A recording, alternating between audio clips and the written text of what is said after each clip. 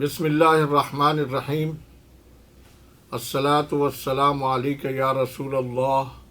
وعلی آلک و اصحابک یا حبیب اللہ و خاتم النبیین۔ السلام علیکم ورحمۃ اللہ وبرکاتہ۔ آپ دیکھ رہے ہیں لائف ڈیجیٹل نیوز کا اپنا پسندیدہ پروگرام ہیلتھ ڈائری، اور میں ہوں آپ کا میزبان سراج الدین امجدی۔ اللہ کریم سے امید ہے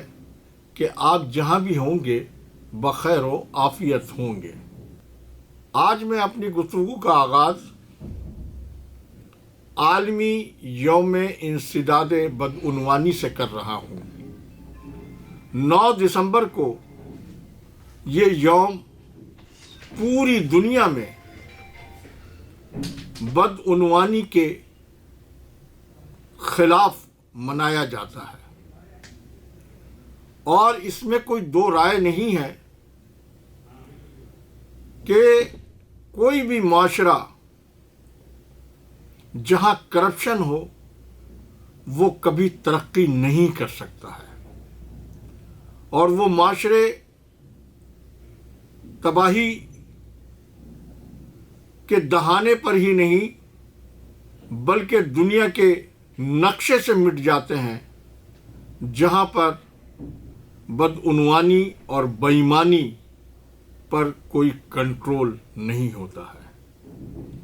بدقسمتی سے 2022 کا یہ یوم پاکستان میں اس طرح سے منایا گیا کہ موجودہ پی ڈی ایم کی حکومت نے احتساب کے نظام کو دفن کر کے 49 کروڑ روپے تک کی کرپشن کو باقاعدہ قانون بنا دیا، اور نیب کو اس قانون کے ذریعے حکم دیا گیا کہ 50 کروڑ روپے سے کم کی جو بھی کرپشن ہو اس کے اوپر وہ کسی قسم کی تحقیقات یا اپنی چھان بین بالکل نہ کرے۔ اور اس عمل کے ذریعے موجودہ حکمرانوں نے اس ملک کے لوٹی ہوئی دولت کو باقاعدہ قانون میں تبدیلی کر کے اپنے آپ کو کلین چٹ لے لی۔ یہ ہمارا قومی المیہ ہے، اور یہ ہمارے سول حکمرانوں کی وہ بدعنوانیاں ہیں جس کی بنا پر 75 سالہ قومی تاریخ میں اس ملک میں غریب غریب تر ہوتا گیا اور امیر امیر تر ہوتا گیا، اور معاشرے میں معیشت اور معاشی توازن نہیں پیدا ہو سکا، اور سیاستدانوں نے سیاست جو خدمت کا ایک بہت بڑا ذریعہ ہے اس کو تجارت میں ہی نہیں بلکہ کرپشن اور کمیشن کا بھیانک دھندا بنا دیا۔ اس پر عدالت کی جانب سے یہ کہنا کہ احتساب کو دفن کرنے کا جو قانون منظور ہوا ہے اس میں ایک ہی شخص کو کیوں شکایت ہے، بات یہ نہیں ہے۔ یہ شکایت 22 کروڑ عوام کو ہے، اور خاص طور پر صحت کے حوالے سے کورونا میں جو بدعنوانیاں وفاقی اور صوبائی سطح پر بھی ہیں وہ بھی داستان بڑی المناک ہے، اور یہ بھی بڑی حیران کن بات ہے کہ احتساب کے نظام کی تدفین ووٹ کو عزت دینے والوں کا نعرہ لگانے والوں کے ہاتھوں ہوئی ہے، اور اسی لاقانونیت اور کرپشن اور کمیشن کی بنا پر گزشتہ 7 ماہ کے دوران پی ڈی ایم کی حکومت نے، جو کہ اس وعدے اور دعوے کے ساتھ آئی تھی کہ وہ غربت اور بے روزگاری کو ختم کرے گی، آج غربت اس نہج پر پہنچ چکی ہے کہ روٹی 25 روپے کی اور چپاتی 20 روپے کی ہو چکی ہے۔ بے روزگاری کی شرح میں زبردست اضافہ اور اشیاء صرف کی قیمتوں میں بھی 30% تک اضافہ ہوا ہے، اور اس حکومت نے عوام سے صحت اور خوراک کی وہ تمام بنیادی سہولتوں کو چھین لیا ہے جو ایک ریاست کی ذمہ داری ہوتی ہے کہ وہ عوام کو فراہم کرے۔ صرف اس مقروض ملک کے وزیر خارجہ نے جو اس وقت تک دنیا کے سیر سپاٹے کیے ہیں اور آئی ایم ایف کے قرضوں کی ادائیگی کے لیے دوست ممالک سے پیسے لیے گئے ہیں، بتایا یہ جاتا ہے کہ وزیر خارجہ اس وقت تک دنیا کے سیر سپاٹوں کے اوپر اس قومی خزانے کا 36 کروڑ روپے خرچ کر چکے ہیں۔ یہ وہ حکومت ہے جس کا وزیر اعظم کہتا تھا کہ ہمارے پاس زہر کھانے کے لیے پیسے نہیں ہیں اور میں اپنے کپڑے فروخت کر کے لوگوں کو آٹا فراہم کروں گا۔ لوگوں کو آٹا فراہم کرنا تو دور کی بات ہے، آج لوگ بغیر خوراک کے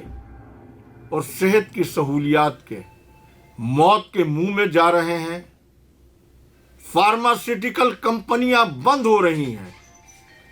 جان بچانے والی امپورٹڈ ادویہ ملک میں ناپید ہو چکی ہیں۔ اس کے باوجود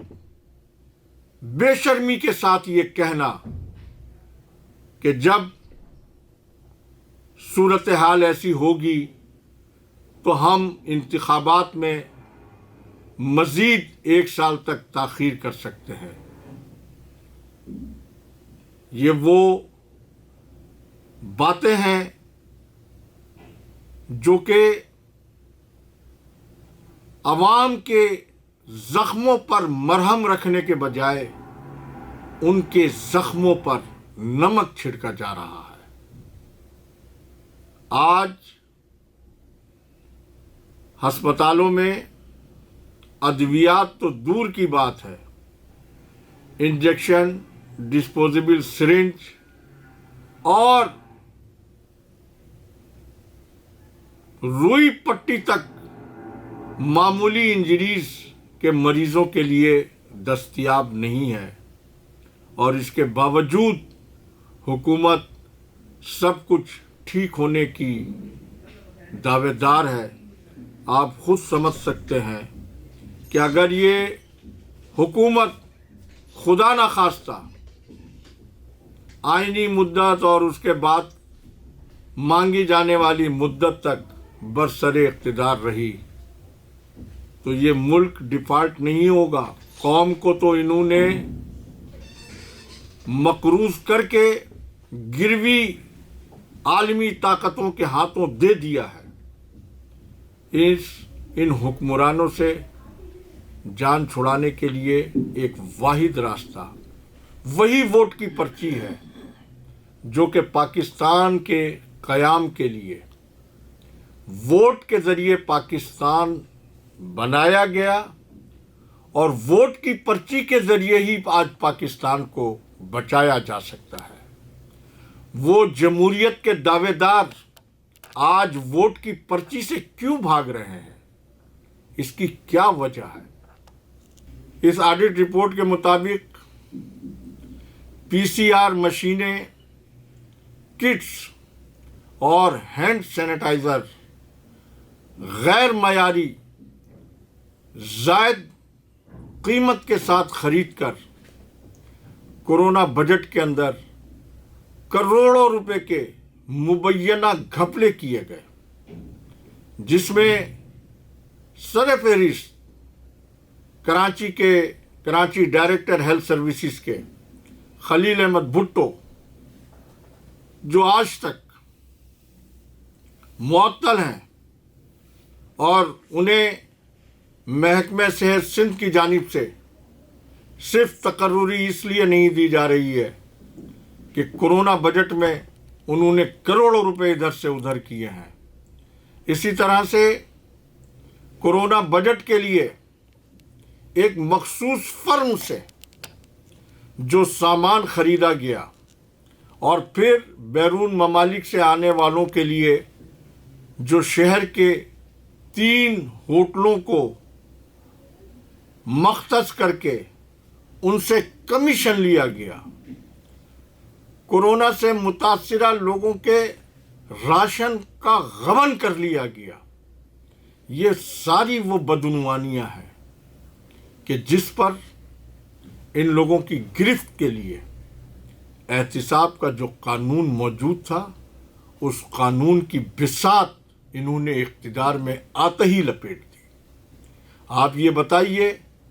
کہ احتساب کے قانون کو ختم کرنے کا براہ راست فائدہ کن کو ہوا؟ اسی اشرافیہ کو ہوا جو اشرافیہ 30 سال سے اس ملک کے غریب عوام پر مسلط ہے، جس نے اس ملک کے غریب عوام کی خوراک اور صحت کی سہولتوں کو چھینا ہوا ہے۔ آج کے پروگرام کا وقت ختم ہوا۔ میں آپ لوگوں کو اپنا پروگرام ختم کرنے سے پہلے یہ دعوت ضرور دوں گا کہ وہ ملک اور اپنی نسل نو کے مستقبل کو محفوظ بنانے کے لیے اپنا جمہوری کردار حق پر مبنی ہر شخص کو ادا کرنا ہوگا، ورنہ یہ قومی لٹیرے نہ ملک کو چھوڑیں گے اور نہ عوام کو بخشیں گے۔ اس کے ساتھ ہی خدا حافظ، انشاءاللہ آئندہ ہفتے پھر ملاقات ہوگی۔ پاکستان زندہ باد۔